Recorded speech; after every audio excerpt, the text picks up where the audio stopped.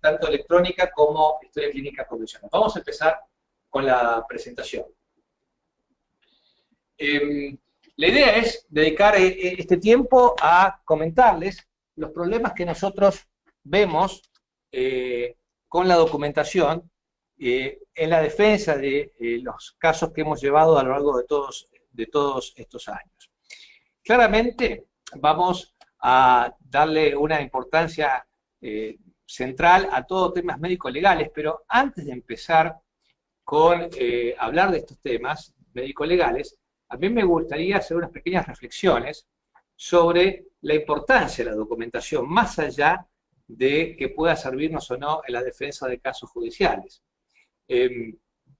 Los médicos en general tenemos una tendencia a subestimar lo documental privilegiando la asistencial, como si la asistencia fuera lo importante y la documentación fuera un acto administrativo, secundario, menor. Lo cierto es que la confección de la historia clínica es parte del acto médico. Si nosotros nos ponemos a pensar hoy en un sistema de salud muy fragmentado, la cantidad de profesionales o de gente o de personal de salud que atiende a un paciente que se encuentra internado, por ejemplo, una semana, médicos, enfermeros, kinesiólogos, nutricionistas, farmacéuticos. La principal herramienta de comunicación de todas estas personas es la historia clínica. Y nosotros ya sabemos hoy que los problemas de comunicación producen más daños que la incompetencia técnica, con lo cual la historia clínica se transforma en una parte fundamental de la seguridad de los pacientes. Es también una herramienta importante de planificación. Uno de los problemas que nosotros vemos con las historias clínicas, en general, es que se trata de una secuencia de actos, de hechos, y que hay muy poco pensamiento. Y esto es complicado para defender algunos casos, porque muchas cosas se pueden defender si uno conoce cuál fue el hilo de pensamiento que llevó al profesional a tomar determinada conducta. Y muchas veces esto falta, y es un problema para la defensa. Por supuesto, tiene interés médico-legal, que es lo que vamos a hablar. Sirve para los que hemos tratado de hacer trabajos, datos estadísticos, ni que hablar la importancia que tiene la historia clínica a la hora de facturación. Hoy los recursos son escasos para necesidades infinitas y tiene que estar muy ajustado a todo esto. Y en los últimos años, la historia clínica se ha transformado también en una herramienta muy importante para investigar eventos adversos. Ustedes saben que hoy la herramienta más validada para investigar daños a los pacientes es la investigación de ciertas pistas en las historias clínicas que pueden llevar o no a eventos adversos. Esta técnica se llama Global Trigger Tool, seguramente la trataremos en otra oportunidad, pero se transforma también en una herramienta central para identificar daños y poder trabajar sobre ellos. Habiendo hablado de toda la importancia que tiene la historia clínica en general, ahora sí nos vamos a concentrar en su importancia desde el punto de vista médico-legal. Y está claro que la historia clínica, desde el punto de vista legal, es utilizada para reconstruir muchas veces en los juicios la continuidad del cuidado. Una de las cosas que observamos, sobre todo en las historias clínicas de papel, es la falta de los médicos que no colocan la hora. Y esto es importante porque en un juicio la línea de tiempo es muy importante. Por ejemplo, hay una evolución a las 3 de la tarde y la próxima evolución es a las 9 de la noche. ¿Qué pasó en esas 6 horas? Esto es lo que muchas veces los abogados buscan y los peritos, la línea de tiempo. Por suerte esto se subsana con la historia electrónica, como lo vamos a ver en un rato.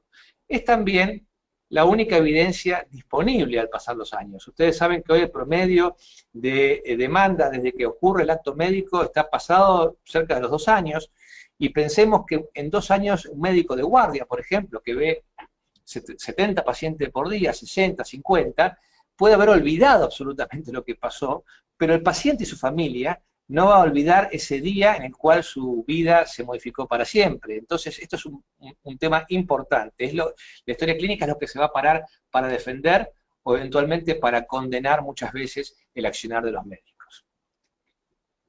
El tercer punto que vemos en la diapositiva siempre me pareció tal vez un poco injusto, ¿no? Sobre todo cuando uno conoce la las condiciones en las cuales muchos médicos y enfermeros tienen que trabajar.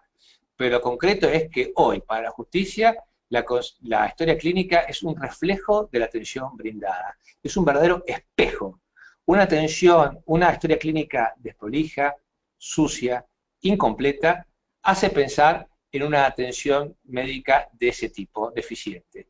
Y vamos a ver fallos al respecto. Por otra parte, los abogados se pasan horas y horas analizando punto por punto lo que el médico a veces en su libre lapicera escribió, y esto es muy importante tener en cuenta. No se trata de documentar más, sino muchas veces de documentar mejor. La historia clínica debería ofrecer una lectura objetiva de los eventos pasados, evitando lo más que se pueda, no siempre se puede, subjetividades que no hagan específicamente al diagnóstico y al tratamiento. Vamos a ver algo más de documentación objetiva más adelante en esta presentación. Cuando uno analiza la ley de ejercicio profesional, la 17.132, que ya tiene más de 50 años, prácticamente el tema de la historia clínica no era mayormente abordado, salvo que el hecho, la obligación de las instituciones de mantener un registro de las acciones y en la obligación de guarda de las historias clínicas que tenía la institución y el director de la institución. Hoy hay una legislación muy específica, que la vimos cuando hablamos de consentimiento informado, que es la ley 26.529, que fue promulgada en 2009 y reglamentada en el 2012, donde tiene todo un capítulo muy completo acerca de la historia clínica que vamos a revisar, y aún antes de esa ley había muchísima doctrina y jurisprudencia acerca de la importancia que los abogados, que los jueces otorgan a este instrumento.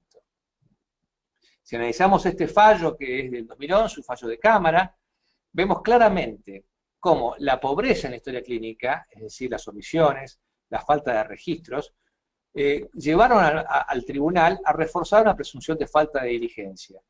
Lo que quiero remarcar con este fallo es que los jueces son muy estrictos en el cumplimiento de esta obligación. Si nosotros recordamos la definición de mala praxis y recordamos que era negligencia, impericia, imprudencia e inobservancia de los deberes, el deber de registrar y de documentar la práctica médica o de enfermería o de otro profesional también podría entrar dentro de esta figura de mala praxis. Y claro, lo que los jueces dicen es que la imperfecta redacción priva al paciente, o a sus derechohabientes o a quienes demanden, de un crucial elemento de juicio para determinar la culpa del médico. Quiere decir que ante una historia clínica mal diseñada, inconsistente, que no se entiende, que no se puede leer, se invierte prácticamente la carga de la prueba y el médico deberá probar un montón de cosas para tratar de defenderse, y esto dificulta mucho la defensa. Bien, ¿qué dice la ley? Es una ley corta, pero básicamente define claramente a la historia clínica como el documento obligatorio, cronológico, foliado, en el cual se registra todo el accionar de los profesionales. La ley no hace mayores distinciones entre la historia clínica del consultorio particular y la historia clínica, y ahí queda un terreno gris, pero claramente establece qué es lo que se espera encontrar en este documento. El segundo punto es interesante. Yo recuerdo cuando ejercía medicina asistencial en el Hospital Fernández, lo que le costaba a un paciente acceder a su historia clínica. Me acuerdo que realmente le era muy difícil, tenía que venir con notas, pedidos de abogados, en una ignorancia probablemente que teníamos nosotros. Hoy claramente la ley establece que el titular de la historia clínica es el paciente, y a su solo requerimiento la institución tiene 48 horas para entregársela. La ley contempla la posibilidad de prórrogas, sobre todo si estas historias se encuentran en archivos, pero bueno, lo importante es que en las instituciones todos los días se solicitan historias clínicas por un montón de episodios. Uno, en su departamento de auditoría, en su departamento de historias clínicas, tendría que tener las personas suficientemente entrenadas como para saber en qué situaciones hay un potencial conflicto legal. Generalmente, cuando los pacientes, a través de un formulario que se les entrega, que es a partir de donde empieza a correr estas 48 horas, solicitan la historia, si es por algo clínico, muchas veces se conforma con un simple resumen y no llevarse la totalidad. Ahora, si un paciente les está pidiendo, deme toda la historia, los registros de enfermería, completa, todos los estudios, etcétera, uno tendría el derecho a sospechar que ante el ofrecimiento de dar un resumen y la exigencia de la totalidad de la historia clínica, podría estar incubándose un potencial conflicto legal. La ley también claramente establece la necesidad de tener una historia clínica única. Esto para evitar las famosas fichas de consultorio o fichas por especialidades en los hospitales, en los sanatorios.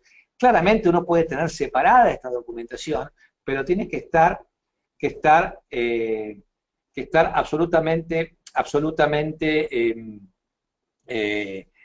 posible unirlas en algún momento mediante un número único. La ley también establece la necesidad de cerrar las historias mediante codificaciones y claramente establece el plazo de conservación y quién es el depositario. La institución médica es el depositario de la historia clínica y el plazo en el cual lo debe conservar son 10 años desde la última prestación.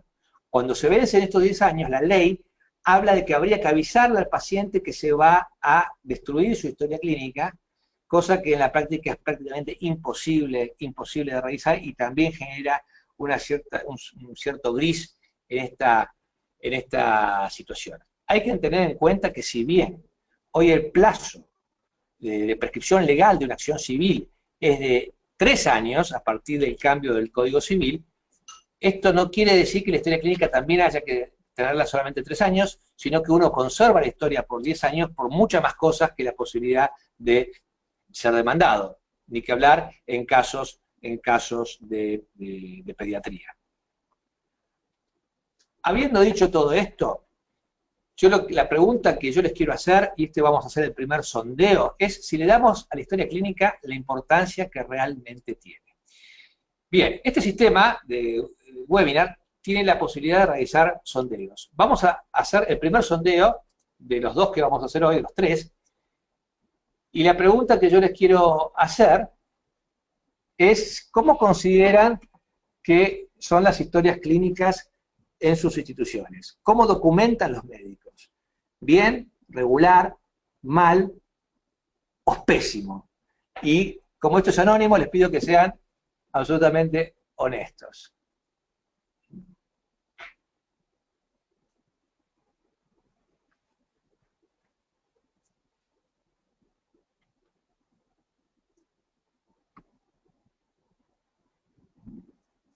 Hasta ahora tenemos el 70% de los votos.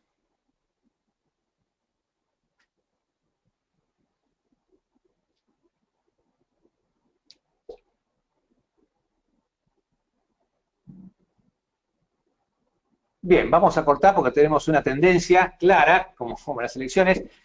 Fíjense, solamente el 9% de las personas encuestadas piensan que los profesionales de institución documentan bien, y más del 90% piensan que la documentación es regular o mala. Y esto es interesante porque nos habla de que tenemos un margen enorme realmente para mejorar. Historias clínicas que todavía seguimos viendo como esta. O sea, nosotros tenemos que defender casos, a veces millonarios, con este tipo de documentación. Cuando hago esta charla en forma presencial, les pido a la gente del público que diga lo que dice ahí. Y probablemente muchos lean acá tiempo y espacio. Pero la verdad es que una persona que no es médica difícilmente pueda leer tiempo y espacio acá. Tiempo y espacio. O aparato locomotor. Acá dice fractura segmentaria, pero yo estoy seguro que muchos no alcanzan a interpretar lo que dice esta historia.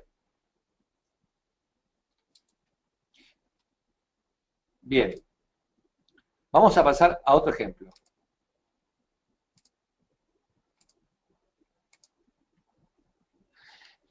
En este caso, el médico se tomó todo el tiempo del mundo, pero la verdad que ese tiempo terminó siendo algo inútil, porque no es que esté escaneada, no es que ustedes lo tengan en una presentación que no puedan ver, sino que realmente es muy difícil de leer lo que dice ahí. La letra no se entiende, y el tema de legibilidad es un tema que, bueno, que hace que sea muy difícil no solamente defenderlo, sino que el médico que viene a tomar la guardia entienda qué es lo que puso el otro médico, como esta circunstancia, que parece muy prolijo, pero que la verdad, esto es muy común, y esto es lo que hablo, ustedes seguramente a lo que se referirán cuando sostienen que las historias clínicas de sus instituciones son regulares o son definitivamente malas. Fíjense, muy poca gente llega realmente a saber cuál era el diagnóstico de este paciente. Cuando yo presento estas imágenes generalmente, solamente algunos pocos me alcanzan a decir que esto se trata de un cuerpo lúteo hemorrágico, actualmente con disminución, y acá dice dolor. Centrémonos acá, hematocrito estable. ¿Qué significa hematocrito estable? ¿Por qué documentar así cuando el hematocrito tiene realmente un valor? Hematocrito que anteayer estaba en 39, hoy está en 39, ¿cómo está? Está estable, pero hay que tratar de evitar estas palabras. EcoTV podría entrar como una ecografía transvaginal, como una abreviatura, pero sería bueno también tener glosarios de este tipo de cosas. Esta diapositiva tiene una historia. Tiene más de 10 años prácticamente que yo la paseo por distintos lados del país, y siempre le pido a los que están asistiendo a la clase que me digan si conocen qué significa esta abreviatura. PFX-TEBCNI. Repito, PFX-TEBCNI. Vamos a hacer entonces el mismo ejercicio, pero en forma virtual. Yo les voy a preguntar nada más por sí o por no, si ustedes saben qué significa esta sigla. Y los que quieran y sepan, pónganlo en el chat y después lo discutimos sobre el final y vemos de qué se trata.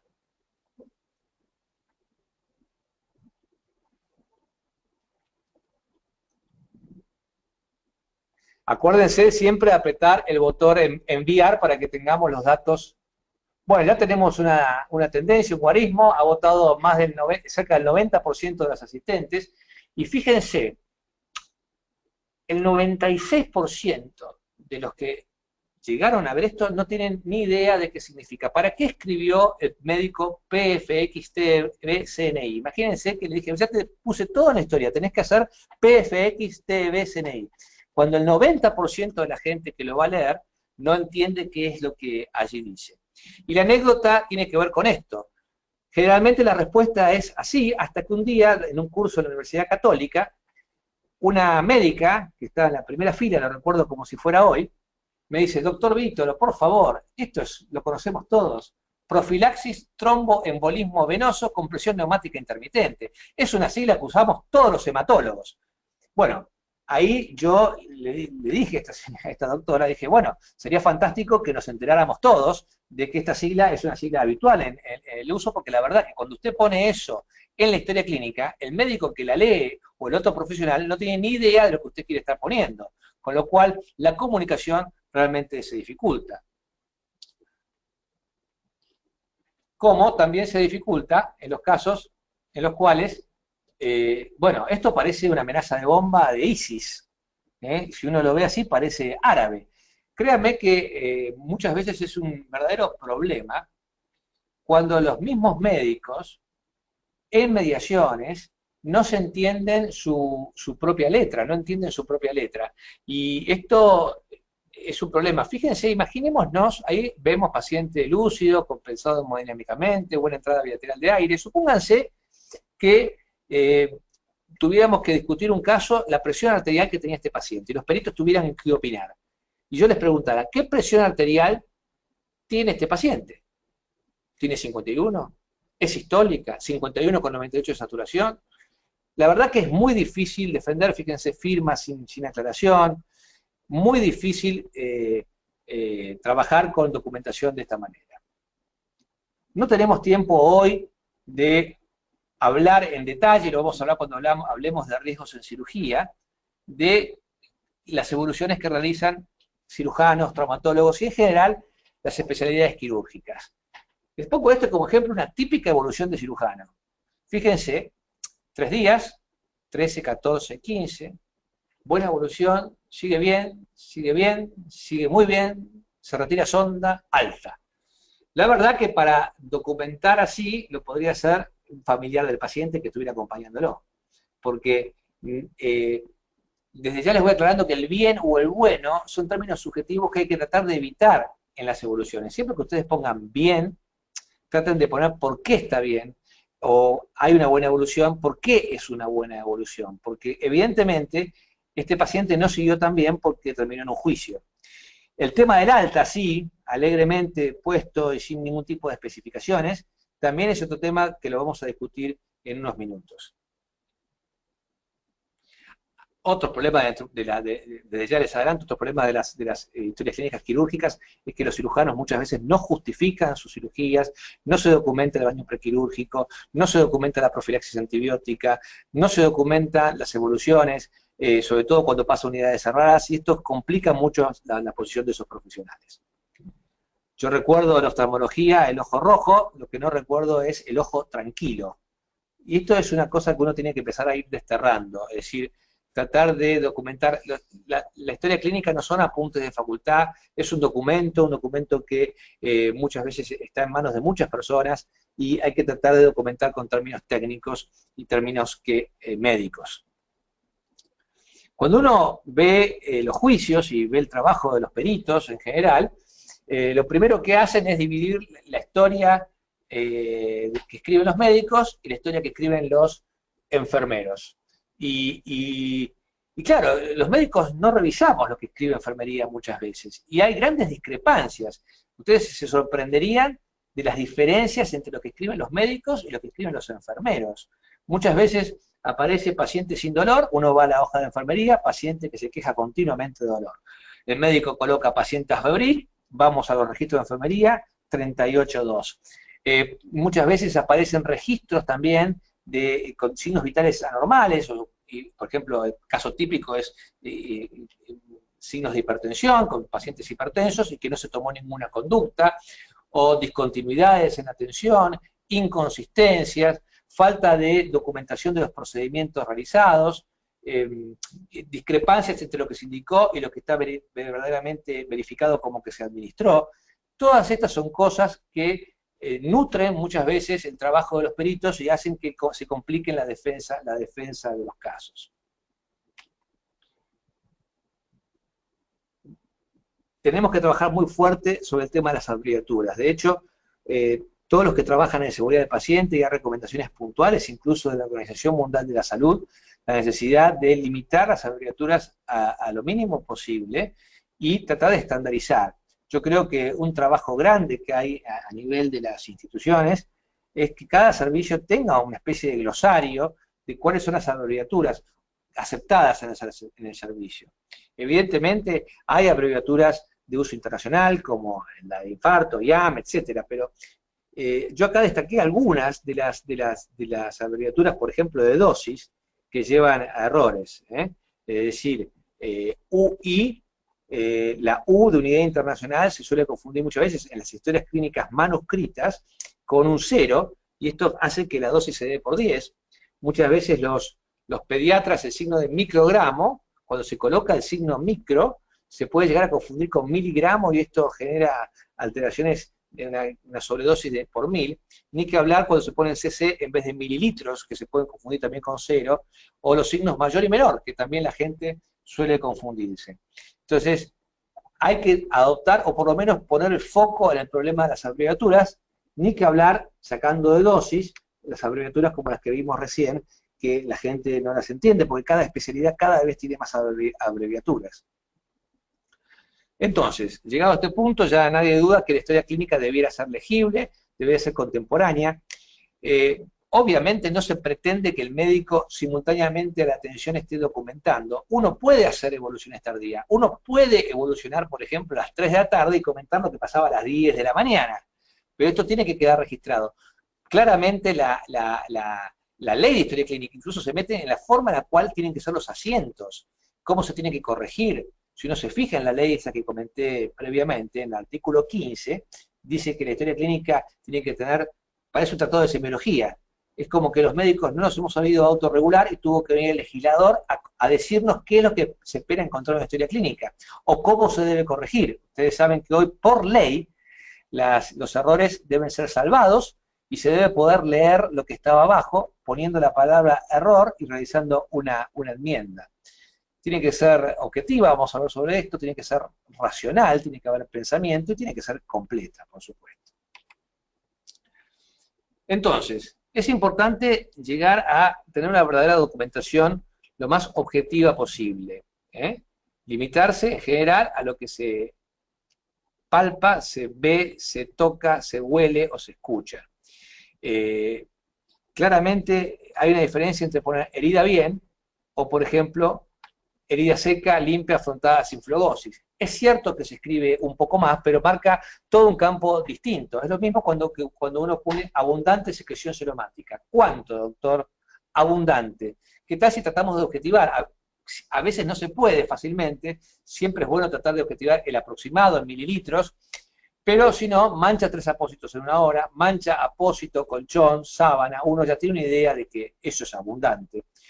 También cuando los pacientes se caen de la cama, o sea, usted lo vio caerse o usted lo encontró en el piso, que es la condición. Entonces, el consejo es, siempre va a haber una parte subjetiva de la historia que cuando uno integra los datos, pero cuando uno describe datos, tiene que tratar de ser lo más objetivo posible. Paciente con buena evolución, deambula, tolera dieta, sin dolor, etc. Se alimenta bien, etc.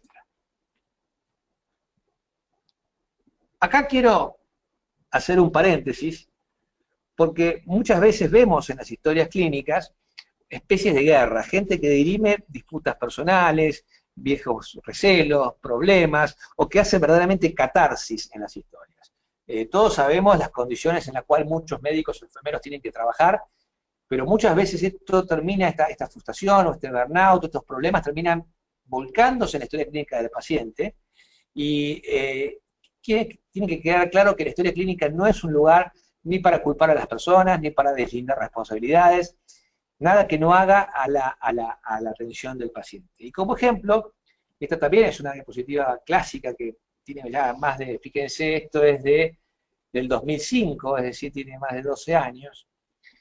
En la parte izquierda de la pantalla vemos esta parte que es la hoja de derivación, por supuesto muy sintética, de una empresa de ambulancias. Vamos a leerlo textual. En la fecha se atiende al paciente en domicilio, quien presenta hipertensión arterial, disartria, hiperglucemia, bueno, seguimos. Debido a sus antecedentes de ACV y diabetes, hipertensión, se decide el traslado para evaluación en guardia y correcto tratamiento. Hasta ahí la hoja de derivación de la ambulancia. Llega a este sanatorio de obra social del conurbano bonaerense y en la guardia lo atiende, y acá veo Javi. Consejo a mis amigos enfermeros: ustedes tienen matrícula, les costó conseguirla, no se sigan llamando más por los nombres, Javi, Betty, Yoli, Betty, tiene que estar en la matrícula y la asignación profesional ahí. Pero bueno, fijémonos qué es lo que escribe Javi. Este es un paciente de la obra social, X, de 69 años de edad, que me pasaron las chicas que iba a venir. Ya vemos chicas, el lenguaje. Ya estaba en la guardia, en el consultorio 3, esperando que el médico de guardia lo evalúe. El doctor X es un médico nuevo, que tenía en cambio de guardia 6 pacientes para atender y 2 posibles internaciones, sumándole que no le daban ni bola los administrativos, ni los enfermeros, no había estetoscopio ni tensiómetro, y para peor, me maté buscando la llave de la medicación. El familiar del paciente estaba tan caliente que cuando el médico llegó a atenderlo, si ya había escrito media historia clínica, decide llevarse el paciente a otro lado sin atender ningún tipo de razón.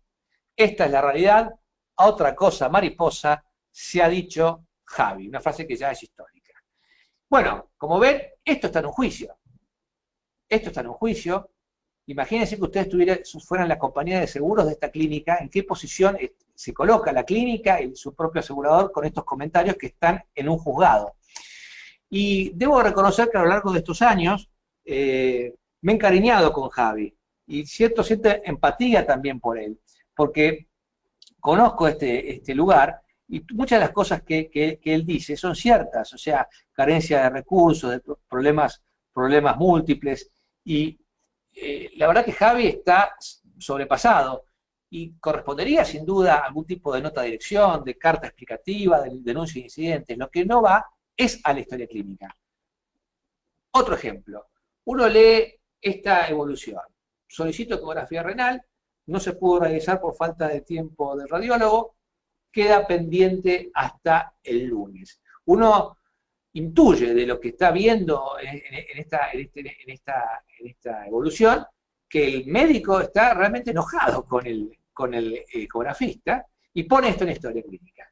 La respuesta de cualquier persona sería, a ver, este paciente realmente necesitaba esta historia, esto durante el fin de semana. Si la necesitaba, usted no puede poner, queda pendiente hasta el lunes. Tendría que agotar las instancias, derivar al paciente, hablar con sus jefes, hacer lo que hubiera hecho un médico prudente para conseguir este estudio. Ahora bien, si a usted le parece que es una alternativa a esperar hasta el día lunes, ¿por qué coloca que no se puede realizar por falta de tiempo del radiólogo? Sería mucho más lógico poner, se programa ecografía para el día lunes. De esta forma no compromete la responsabilidad de nadie. Dos palabritas sobre la documentación de guardia. La necesidad de llevar libros obligatorios en las guardias lleva a que en muchos lados, sobre todo en el interior de nuestro país, persistan estos libros con un renglón por paciente, donde funciona prácticamente como una constancia de atención, pero no como una verdadera historia. Y hay algunos diagnósticos, como este que vemos acá, como cefalea, que realmente son peligrosos, porque yo estoy seguro que este médico de guardia hizo un montón de cosas con este paciente, lo interrogó, vio que era jaquecoso, que tenía migrañas, que tenía antecedentes, que no tenía hipertensión, que no tenía signos meningios, que el examen neurológico era normal, que no tenía fiebre, tal vez hizo un laboratorio, le dio pautas de alarma y lo envió a la casa.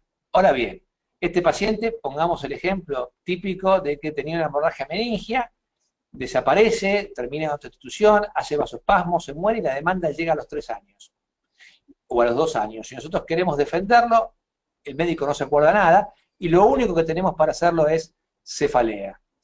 Hay algunos diagnósticos como epigastralgia que prácticamente son suicidas para el diagnóstico, para el médico poner esto sin haber agotado las instancias para diagnosticar síndromes coronarios o diagnosticar infartos. Es decir, estos libros son muy peligrosos.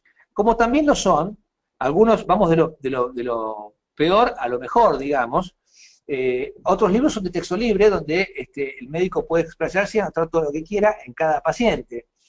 Y esta falta de estructura en la documentación puede llevar a problemas. Cuando yo pregunto generalmente en las clases presenciales, si usted podría haber escrito una cosa así, y yo haciéndome un análisis propio, yo podría haber escrito, por ejemplo, esto que estamos viendo.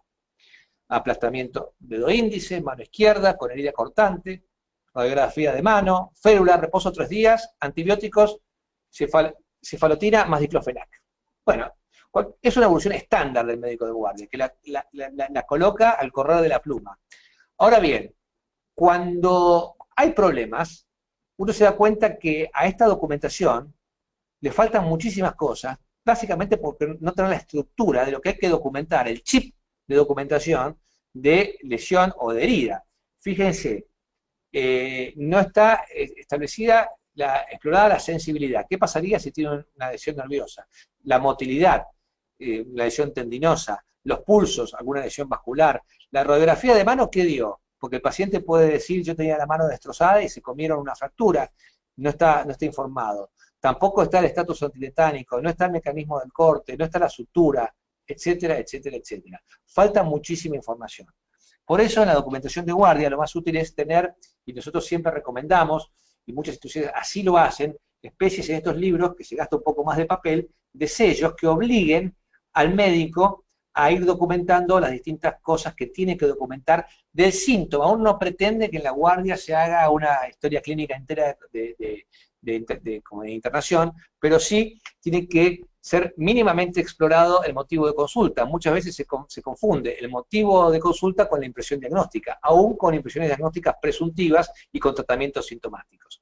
es muy importante, y nosotros tenemos documentos para ayudar a los médicos de guardia, tener pautas de alarma preimpresas para discutirlos con los pacientes y poder entregárselas, y estos, en todo caso, firmar que recibieron este tipo de instrucciones. Claro que todo esto no sirve de nada si uno tiene la herramienta y no controla que realmente se complete de manera adecuada.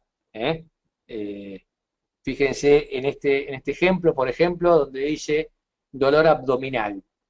Poner un dolor abdominal y después no tenemos nada más idea de qué fue lo que pasó, si se internó, si fue al domicilio, si se hizo placas, si se hizo ecografía, si se dio analgésicos.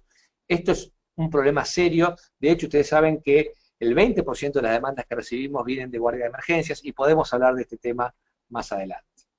Para terminar el tema de la historia clínica de papel, hay un tema serio con las epicrisis. El concepto que mucha gente tiene de epicrisis es un resumen de lo que se hizo. Y de hecho, en parte lo es, un resumen, una síntesis de lo que se hizo. Pero más importante que eso es la epicrisis debiera ser el nexo de lo que se va a hacer. Si todos los pacientes deberían ir, es el momento de retirarse de la institución, sobre todo cuando estuvieran internados, con un papel escrito en el cual su medicación está absolutamente conciliada, queda clara la lista de medicamentos que tienen que tomar, donde aparezcan las pautas de alarma, en qué condiciones tienen que volver a consultar, los teléfonos que tienen disponibles, cuándo tienen que volver a consultorios externos, en fin, todas cosas que hacen a la continuidad de atención. Ustedes saben que las transiciones asistenciales es donde se cometen mayores errores, y este es un momento clave para tener documento escrito que quede en la historia, pero que también se le pueda entregar a los pacientes. Bien, si me aguantaron hasta acá, que llevamos más de 30 minutos, yo quiero dedicar estos últimos 15 minutos, y si me tiene un poquito de paciencia, a reflexionar sobre las historias clínicas electrónicas. A esta altura del partido, es decir, del siglo XXI, ya nadie duda de las enormes ventajas operativas, legales, clínicas que tiene la historia clínica. Quienes tenemos algunos años recordamos, por mencionar algo, el espacio enorme que se tenía que destinar las instituciones a archivo, el problema serio de archivo, la cantidad de gente que tenía que estar en el archivo para hablar solamente de cosas operativas, el no poder acceder a la historia cuando uno estaba de guardia porque estaba cerrada bajo llave, el no poder tener los estudios del paciente en las historias, muchas veces había que atender sin acceder a estas. Bueno, los problemas innumerables que trae el papel, y que bienvenido sea la informatización. La historia clínica mediante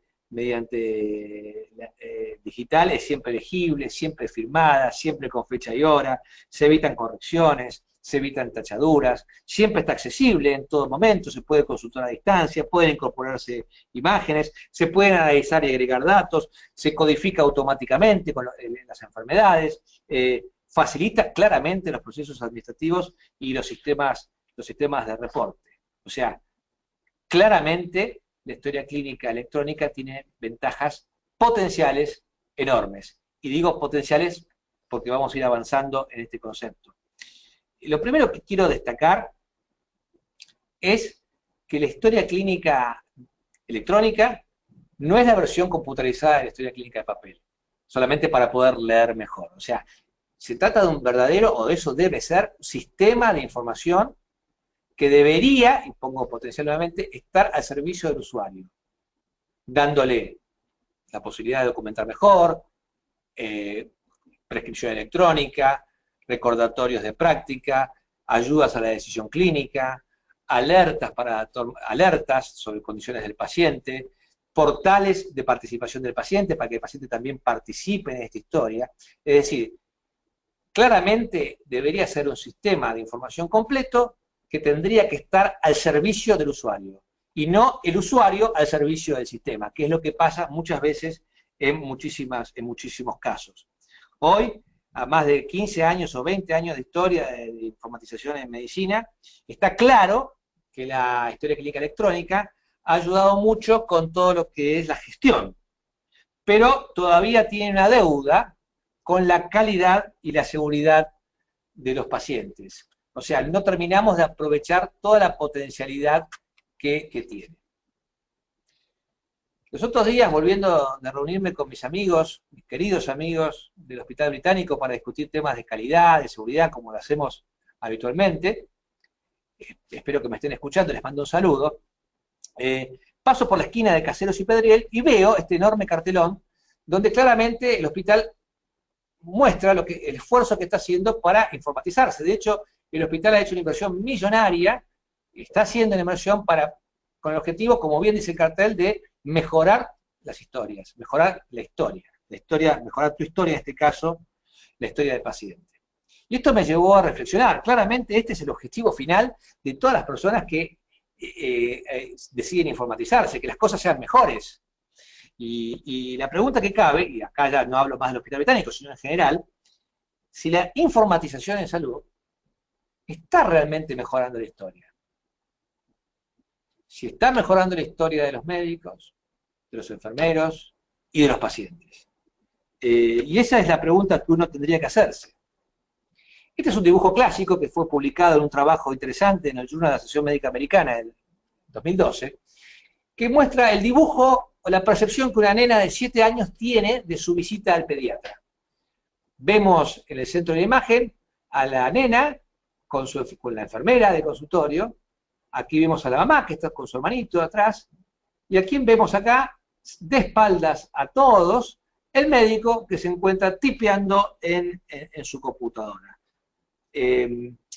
Realmente yo también he tenido experiencias similares personales cuando uno va a un consultorio y nota que el médico está más concentrado en cargar datos en una computadora, sobre todo porque tiene poco tiempo, que en escucharme o en tocarme o en revisarme. Y tanto la investigación científica como el sentido común nos dice que cuanto más tiempo el médico dedica a interactuar con la pantalla de su computadora, menos tiempo va a tener para mirar, para escuchar o para tocar a los pacientes. Y esto termina siendo percibido por la gente, independientemente de que el resultado técnico finalmente sea el adecuado. Pero la experiencia es mucho más que tener un buen resultado clínico, la experiencia de la atención. En la búsqueda de la digitalización, la mayoría de las organizaciones se contactan con proveedores de software, de hardware, que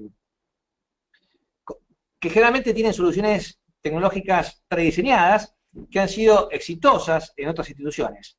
Entonces, la institución, la clínica, el sanatorio, potenciales compradores, generalmente a nivel de la gerencia, suelen destinar mucho tiempo a la evaluación de aspectos vinculados con la infraestructura del sistema, es decir, con el hardware, con el software, con lo que denominamos los fierros del sistema, y también con el contenido clínico administrativo. Se le pide a un grupo de médicos que vea la parte clínica y la parte de administración o de facturación a los administrativos. Generalmente las personas involucradas en este análisis suelen ser bastante pocas y muchas veces están alejadas del usuario final, alejadas a quien se le baja un producto muchas veces ya hecho. Es decir, se toman decisiones estando bastante alejados de la primera línea de atención. Entonces, luego de invertir cifras millonarias, muchos se sienten defraudados porque la implementación y el uso del sistema fracasan. Los usuarios se quejan de que el nuevo sistema es engorroso, es difícil de manejar, es poco flexible, que no se adapta a las necesidades, y lo que tiene que quedar en la aplicación de estos fracasos, la aplicación de estos fracasos después de inversiones, vuelvo a repetir, millonarias, suele ser que se subestimó la complejidad que tiene la atención médica y la pobre evaluación de factores sociales, como la cultura de la organización, sus estilos de comunicación, el flujo de trabajo, las normas internas, los requisitos exigidos por los reguladores, etcétera, etcétera. Lo que debe tenerse en cuenta cuando uno va a informatizarse es que la nueva tecnología modifica el sistema social existente. Uno pone una tecnología que es disruptiva de las condiciones de trabajo y tiene que analizar fuertemente cómo va a impactar en estas situaciones. Y el otro punto a tener en cuenta es que la infraestructura física y técnica y social existente también va a determinar la utilización del sistema. Si yo tengo una enfermera que para cargar datos en su computadora tiene que caminar 50 metros, cuando llega a caminar se encuentra con que hay otra persona utilizando la terminal, no tiene una tablet, no tiene una posibilidad o no tiene una terminal en el lugar, esa información muchas veces se termina perdiendo. Y que esto no se interprete que uno es un tecnófobo que está en contra, por Dios, de la informatización. Al contrario, yo estoy convencido que este es el camino. Pero tenemos que tener en cuenta los efectos adversos que tienen muchas historias electrónicas. El peor de todos estos es transformar al paciente real en un paciente virtual. Es decir, hoy vemos generalmente médicos, enfermeros, concentrados en las pantallas. En la pantalla pasa todo, todo a través de los monitores, alertas, recordatorios, pantallas que se abren, información agregada, y terminamos enamorados de la pantalla y del monitor. Parecemos analistas de Wall Street viendo el Dow Jones, mientras que el paciente se encuentra en su habitación solo, nadie lo mira, nadie lo toca, nadie lo escucha. Y esto es lo peor que nos puede pasar con la informatización. Las últimas encuestas realizadas en los Estados Unidos marcan que uno de los principales motivos de malestar de los profesionales, médicos y enfermeros, es la necesidad de tener que documentar tantísimas cosas en las historias clínicas, con muchas pantallas, con muchos cliqueos. La cantidad de cliqueos son muy grandes, hasta el punto que algunos hospitales norteamericanos, para reclutar y para atraer médicos para que trabajen, les dicen, no tenemos historia clínica electrónica como un atractivo. Y esto es un problema, porque realmente si uno termina no disfrutando lo que hace y generando malestar, se van a terminar cometiendo errores. La historia clínica también impacta fuertemente en las relaciones interpersonales. Es un efecto paradojal también de las historias clínicas electrónicas. Hoy tenemos la información más accesible que nunca. La información está, pero no necesariamente esto mejora. Esto también muchas veces ha disminuido el contacto cara a cara, la famosa visita del médico al office de enfermería o al servicio de rayos para hablar con los radiólogos. Todo se ve a través de la pantalla, está todo ahí. Y esa visita, que decimos, esas relaciones interpersonales que se iban afianzando, ese sentido de colegiación, de la visita del médico al office de enfermería, donde se podían hablar cosas que no se vuelcan en las historias clínicas, porque necesariamente hoy las historias clínicas son de tantas personas, que hay cosas que no se escriben ahí, pero que necesitan la interacción humana cara a cara. El otro problema es que las evoluciones sin rostro, las historias clínicas electrónicas terminan pareciéndose todas. Antes, cuando uno tenía una historia clínica de papel, veía, esta es la historia de tal persona, cuando la leía, se hacía el rostro de esta persona. Hoy, casi todas las historias clínicas son iguales. Códigos, códigos, códigos, tildes, falta de narrativa en las historias, falta de una historia de qué es lo que está pasando, si el paciente está mejor, si está peor. Y esto realmente dificulta mucho el trabajo. Otro de los efectos paradojales es que las historias clínicas electrónicas han sido creadas básicamente, uno de los argumentos de venta de historias clínicas electrónicas es la posibilidad de abaratar costos, y lo que se ve en muchos casos es que la facilidad para codificar mediante tildes, prácticas o códigos nuevos hace que se termine sobrecodificando muchas prácticas y encareciendo aún más la atención. Son una fuente de distracciones, sobre todo cuando hay pantallas muy divididas, y el efecto paradojal, otro de los efectos paradojales es que uno cuando dice esto habla de la oficina o del hospital paperless, sin papeles, y muchas veces las pantallas son tan poco amigables, la navegación dentro del sistema, que hace que la gente, para tener una imagen coherente, imprima mucho más papel del que tendría que tener, y esto es otro problema importante. El otro problema, y ya vamos terminando, no se asusten muchos, es que durante mucho tiempo se habló que había una especie de vacío legal con respecto a historia clínica electrónica, que no estaba regulada. Hoy ese vacío legal está completamente lleno a través de la ley de firma digital, es una ley que no fue creada para la medicina, sino para el sector público, que consagra el documento digital en las mismas condiciones que la escritura, o sea, establece claramente la validez de la firma electrónica, que básicamente es la clave de ingreso del profesional o del enfermero o del médico, la clave, el password es su firma electrónica, y la diferencia de la firma digital, que es esa firma electrónica validada por un certificador licenciado ajeno a la institución. El vacío legal también se llena por la ley de historia clínica, la que comentábamos, que en su artículo 13 claramente dice que la historia clínica puede confeccionarse en soporte magnético, siempre que se arbitren los medios para asegurar su integridad, su autenticidad, inalterabilidad, perdurabilidad, recuperabilidad. Claramente las historias clínicas no pueden ser reescribibles, claramente queda que hay una ventana de tiempo después de la cual no se puede cambiar, o si se cambia, aparece quién lo cambió, con qué clave y con qué campo. Los mecanismos de seguridad van desde los clásicos, que son estos que acabamos de decir, el nombre de usuario y clave, algunos utilizan tarjetas, a los biométricos, huellas dactilares, reconocimiento de iris, reconocimiento facial, o a los más completos que son la encriptación y la fibra y la firma digital. Otro de los problemas enormes que tenemos con las historias clínicas electrónicas es el abuso de la función copiar y pegar. No hay dudas a esta altura del partido de que esta función tiene beneficios. Uno la podría prohibir totalmente, ahorra tiempo, es una forma eficiente de ingresar información compleja, reduce errores de transcripción, mejora el seguimiento de problemas múltiples en pacientes complejos, permite una documentación más completa. De hecho, el 80% de los médicos copian y pegan. Esto es una realidad. Pero el copio y pego también tiene riesgos para la seguridad. Una son las inconsistencias, la repetición de información muchas veces irrelevante, se incorporan sesgos diagnósticos porque uno empieza a repetir una cosa y termina guiándose por lo que estuvo continuamente repetido, y terminan inflando muchas historias, abrumando verdaderamente al lector, al autor. Entonces, organismos como ECRI, que es un organismo que se dedica en los Estados Unidos a evaluar tecnologías sanitarias y a establecer recomendaciones de seguridad del paciente y también de tecnologías, ha establecido una serie de recomendaciones. La primera es, sobre todo para la gente que trabaja en sistemas, generar un mecanismo que permita que el material copiado y pegado sea fácilmente identificable. Esto podría hacerse, por ejemplo, mediante un sistema en donde al rolar el cursor por el material copiado se desplegara una especie de pop-up donde apareciera la cita original. Otra forma sería que el material copiado y pegado apareciera inclinado o de otro color.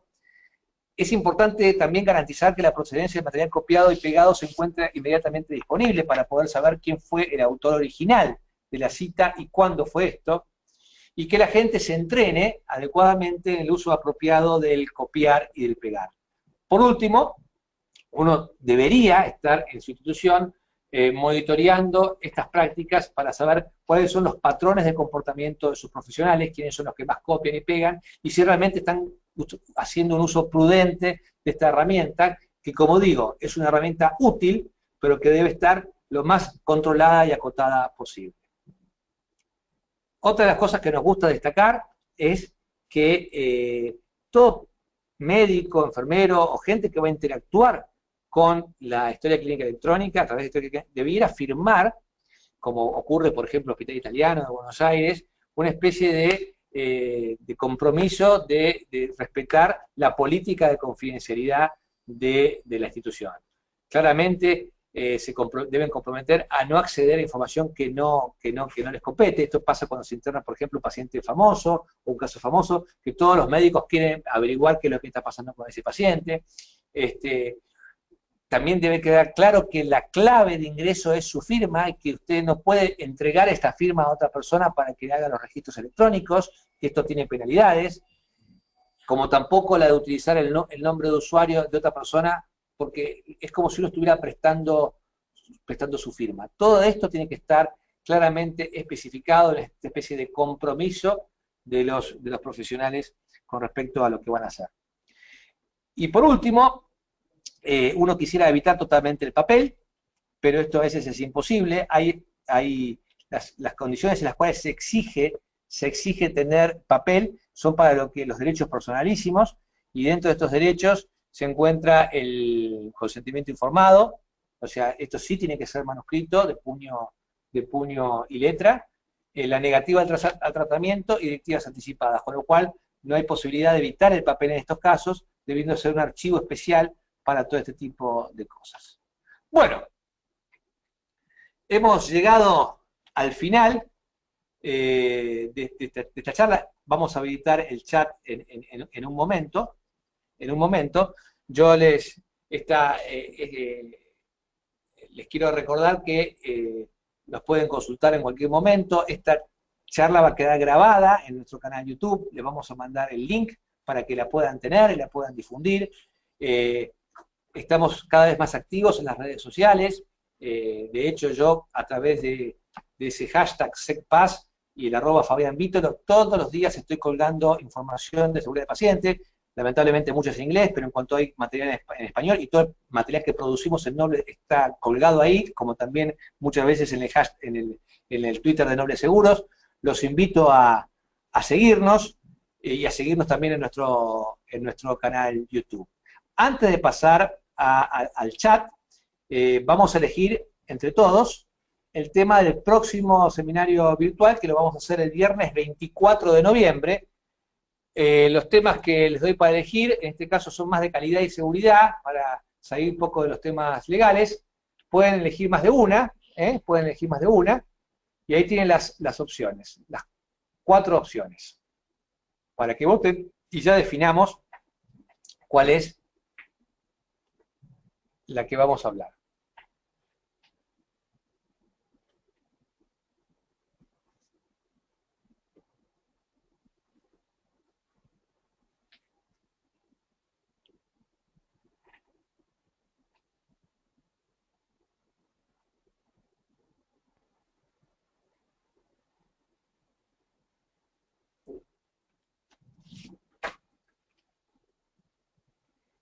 Ya ha votado más del 75%, vamos a esperar un poco más.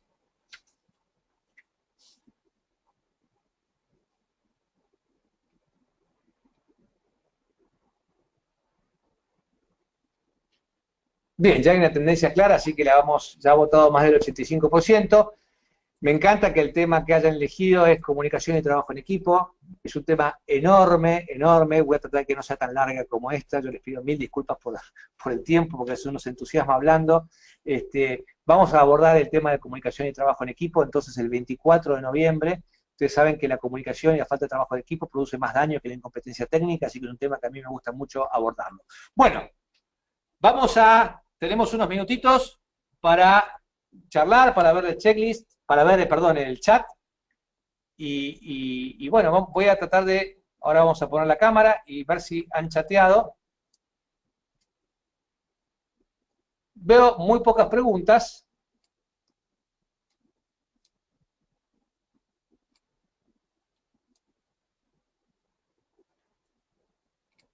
Bien, muchas son preguntas técnicas y acá me preguntan si se puede modificar la historia clínica electrónica, existe un tiempo para revisarlo. Generalmente todos los softwares tienen un tiempo. Lo ideal es que ese tiempo sea lo más corto posible, algunos una ventana de minutos, otros de horas, pero lo concreto es que uno puede, después, lo que está escrito, uno puede realizar cambios eventualmente, pero la cita original va a quedar y va a quedar lo que se escribió, quién lo escribió y con qué clave lo hizo. Vamos a tratar de analizar otra pregunta. Me acerco para ver, porque soy chicato. ¿Qué valor tiene la prescripción no escrita a mano? La verdad que no hay mucha, saquemos el tema de internación, no hay mucha regulación al respecto. Generalmente la farmacia lo que requiere es la firma manuscrita. Uno puede tener la prescripción escrita en computadora, pero todavía en general las farmacias exigen la firma y el sello del médico. Así que yo le diría, esa es la validez. Por supuesto, en todo lo que es el ámbito de internación, no es necesario tener firmado. Vamos a agrandar el chat. Bien. Otra pregunta que me dicen, si hay antecedentes o fallos o jurisprudencia en cuanto a responsabilidad profesional utilizando historias clínicas. La verdad es que no conozco ningún fallo que se haya basado o haya girado sobre la historia clínica electrónica. Nosotros no tenemos ningún inconveniente defendiendo casos, aportando las historias electrónicas de nuestros asegurados, que en ese caso se imprimen, tienen la función las historias clínicas electrónicas de imprimirse, foliarse y se entregan. Y la verdad que una vez que llega a los juzgados esto, termina siendo como una historia clínica de, de papel y así lo interpretan los jueces. Acá me preguntan en cuanto a la confidencialidad que ofrecen. Claramente la confidencialidad es un tema central de las historias clínicas electrónicas. Tiene que haber mecanismos de protección de confidencialidad. Acá hay dos cosas a diferenciar. Una es el compromiso de la gente, sobre todo los que tienen acceso válido, y otra es las salvaguardas que puede hacer la institución para evitar que personas que no tienen acceso validado puedan acceder a lugares donde no deben acceder. Y esto la gente que hace informática lo conoce. Si ustedes piensan los mecanismos de seguridad que tienen todas nuestras cuentas bancarias para garantizar la confidencialidad, se trata de adaptar alguna de estas cosas ahí. Me pregunta si la historia clínica escrita debe ser extensa y minuciosa o con detalles mínimos. La verdad que acá la respuesta sería, hay que escribir lo justo, o sea, no se trata de escribir más, sino de tener el arte de escribir bien. Evidentemente ya no hay tiempo como en las historias de hace 50 años donde uno podía explayarse muchísimo. Yo creo que tiene que ser lo más claro, conciso posible. Y lo que está pasando con las historias electrónicas, como decía, que muchas veces termina siendo muy extensa porque el hecho de copiar y pegar termina siendo enorme. Acá me pregunta si estando escaneadas las fichas de historias clínicas en papel, ¿es necesario guardarlas o pueden descartarse?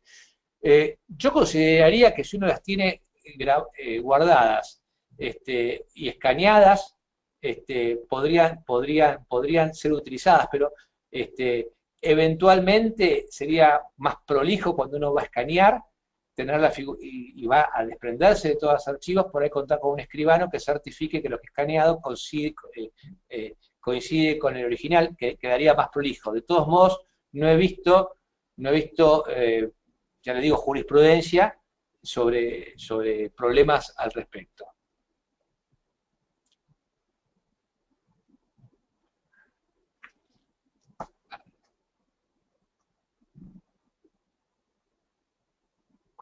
Acá me preguntan sobre qué seguridad ofrecen las historias clínicas informatizadas que ofrecen la web.